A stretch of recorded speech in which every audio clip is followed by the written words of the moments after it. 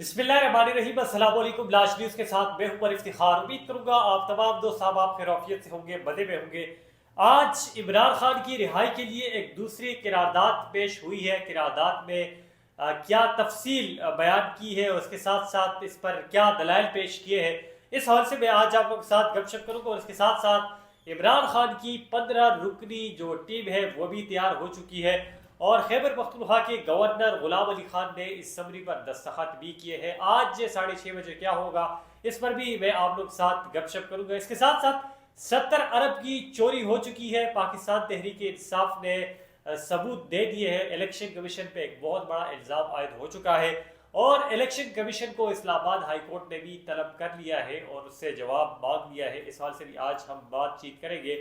और election commission ने एक फैसला जो दिया है उससे पाकिस्तान तहरीक इंसाफ को कितना नुकसान पहुंचा है और असम्बली में अब नशिस्तों की क्या सूरत हाल है, इस हवाले से भी मैं आज आप लोगों के साथ बातचीत करूंगा।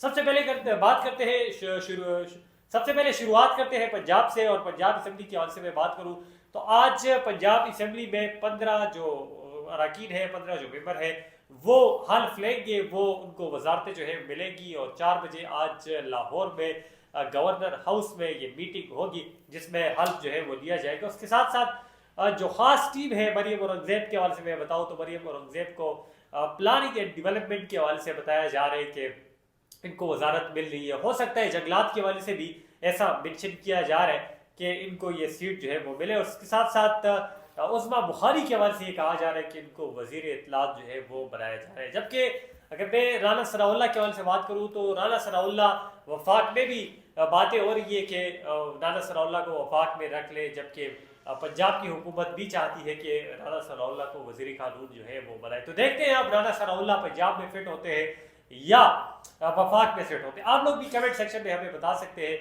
कि राना सनाउल्लाह को आना चाहिए, इसको वजारत देनी चाहिए, मिलनी चाहिए या नहीं मिलनी चाहिए। इसके साथ साथ मैंने कहा कि पिशावर में इमरान खान की 15 रुकनी टीम तैयार हो चुकी है, इस पर दस्तखत भी हो चुके हैं और इमरान खान ने ये समरी और ये जो अरकान थे, ये जो मेंबर्स थे, इनको अप्रूव भी कर दिया है। तो आज अली अमीन गंडापुर जो है ये होंगे और ये हल्फ भी बाकायदा इन लोगों से लेंगे और इसके साथ साथ इमरान खान की ये टीम और इनको हिदायत जो है वो भी दे दी है कि फॉर्म 45 और फॉर्म 47 के हवाले से क्या एहतजाज करना है। इस हवाले से भी ये लोग आज बातचीत करेंगे। और अली अमीन गंडापुर साहब ने भी कहा कि हम लोग अब पेशावर में बहुत जल्द एहतजाज भी करेंगे। तो देखते हैं कि ये टीम कितना खैबर पख्तूनख्वा में डिलीवर कर पाती है। और आप लोग भी कमेंट सेक्शन में बताएं कि इस मरतबा खैबर पख्तूनख्वा में पाकिस्तान तहरीक इंसाफ की टीम अच्छा डिलीवर कर पाएगी या नहीं कर पाएगी। और अली अमीन गंडापुर के हवाले से भी आप लोग कमेंट सेक्शन में बताएं कि ये कैसे वज़ीर आला आप लोगों को लग रहे हैं, महमूद खान से अच्छे हैं या नहीं है। इस हवाले से आप लोग जरूर बताएं। मैंने कहा कि 70 अरब की चोरी हुई है। चोरी इस तरह हुई है कि आज शेख शहीद साहब इलेक्शन कमीशन के बाद मीडिया से टॉक कर रहे थे, उसमें कह रहे थे कि इलेक्शन पे 70 अरब रुपए का खर्च आया है और ये 70 अरब रुपए जो है ये अवाम के टैक्सेस से, अवाम के जेबों से निकले हैं, अवाम ने अपने पेट काटे हैं और ये इलेक्शन करवाया है। उसके साथ साथ उन्होंने कहा कि लोगों ने सिर्फ वोट नहीं दिया बल्कि लोगों ने वोट के साथ एहसास किया है, अपना वो जज्बा जो था वो कास्ट किया है। लेकिन 10 रुपए के एक पिन ने 70 रुपए के खर्चे को खत्म कर दिया है, उसको नहीं देखा है और जो वोट दिया था उसको भी जाया कर दिया। इसके साथ साथ उन्होंने कहा कि फॉर्म 45 और फॉर्म 47 को हमने चैलेंज किया है। इस्लामाबाद हाईकोर्ट से हमें उम्मीदें हैं कि वहां से हमें इंसाफ मिलेगा। लेकिन अब देखते हैं कि इस्लामाबाद हाईकोर्ट इंसाफ दे पाएगी या नहीं दे पाएगी। इसके साथ साथ मैं आप लोगों को बताता जाऊं कि जो इलेक्शन कमीशन की वेबसाइट थी उसमें फॉर्म 45 फॉर्म 47 जो है वो काफी दिनों बाद यानी कि 14 दिनों में ये अपडेट करनी होती है। इलेक्शन कमीशन ने बताना होता है कि ये फॉर्म 45 है, ये फॉर्म 47 है, लेकिन इलेक्शन कमीशन इसमें फेल रही, उन्होंने अपलोड नहीं किए और इस पर भी इलेक्शन कमीशन को नोटिस भेज दिया है, जवाब इनसे तलब कर दिया है कि आप लोग लेट क्यों है, आप लोगों ने लेट क्यों अपलोड किया।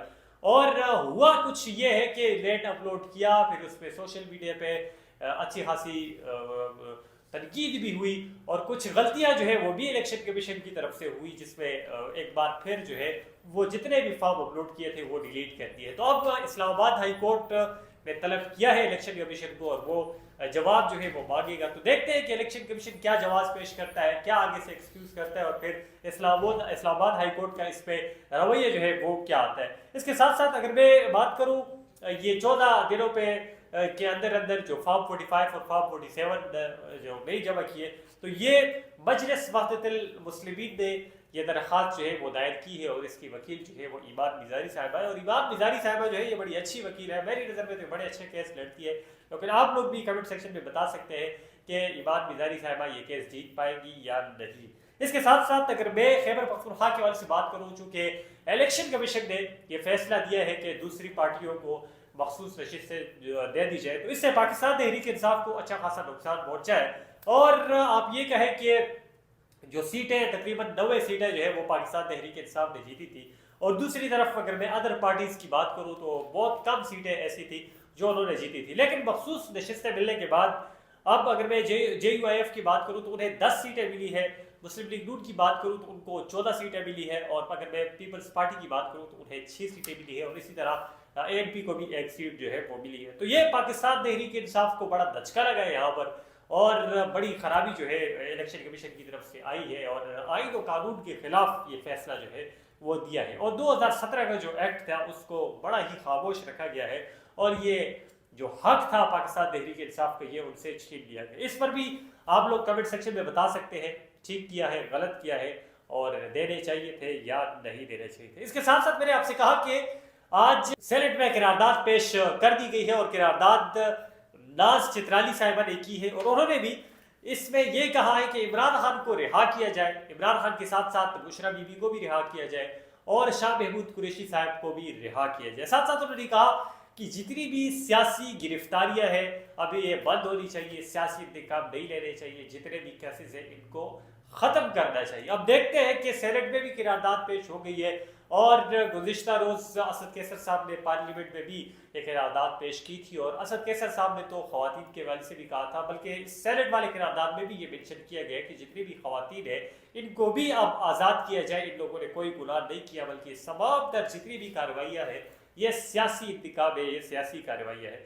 तो अब असद कैसर साहब ने भी कहा था, उसके साथ सहाफ़ियों को भी मेंशन किया था कि सहाफ़ियों को भी ना पकड़ा जाए, आवाज़ जो है वो न दबाई जाए, और जो लोग हक बोलते हैं, सच बात करते हैं, उनको जो है मौका जो है वो देना चाहिए। वो लोग जो है आज़ाद बात उनको उनका हक है कि वो बात करें। अब देखते हैं कि इमरान खान को रिहाई मिलती है या नहीं मिलती, लेकिन मैं बार आपको बता चुका हूँ कि इमरान खान 45 दिनों के बाद बाहर आ जाएंगे। इस्लामाबाद हाईकोर्ट के हवाले से बात करूँ तो वहाँ पर भी बड़े अच्छे केसेस जो है वो चल रहे हैं। अगर मैं अब जजेस के मूड के हवाले से बात करूँ तो वो भी बड़े अच्छे तरीके के साथ बातचीत कर रहे हैं। मैं एक बार फिर अगर मैं कौमी असम्बली के हवाले से नज़रसानी करूँ, उस पर नज़र डालूँ, तो 230 नशिस्तें जो है अब वो हुकूमती इत्तेहाद जमातों के पास हो चुकी है, और अगर मैं ओवरऑल बात करूँ तो 224 नशिस्तें जो है वो होनी चाहिए। और ये अब अगर मैं हुकूमत के हवाले से बात करूँ, मुस्लिम लीग नून की है मिक्स अचार APDM2 आप कह सकते हैं, ये थोड़ी सी मजबूत तो हो गई है, लेकिन अगर अपने मफादात इनके एक दूसरे में ये लोग लड़े झगड़े या एक दूसरे की बातें पूरी नहीं आई तो ये ख़त्म भी हो सकती है, और मुल्क की मायशी जो हालत है इसके लिए बड़ा नुकसान जो भी हो सकता है। तो मज़ीद जो भी लेटेस्ट अपडेट होगी मैं आप लोगों को आगाह करता रहूँगा। देखते रहिए लाशिन। Thank you.